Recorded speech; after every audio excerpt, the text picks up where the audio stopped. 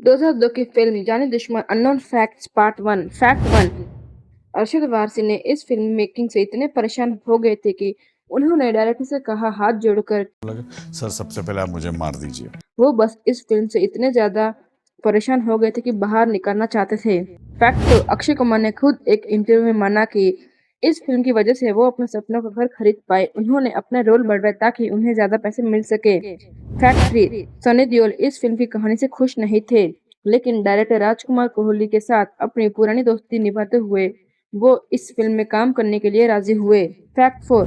हर बॉलीवुड उन आखिरी फिल्मों में एक साथ जिसमें एक साथ 10 से ज्यादा बड़े एक्टर्स अक्षय, शनि, सुनील, अरशद, सोनू नजर आए थे। फैक्ट 5। पूरी फिल्म जिसे नागिन के बदलने पर आधारित है, यानी मनीषा कोइराला, वो फिल्म में ज्यादातर हिस्से में गायब या सिर्फ फ्लैशबैक में दिखाई देती है। पार्ट 2 जल्द ही आएगा। वीडियो पसंद आए तो लाइक शेयर सब्सक्राइब करना मत भूलना।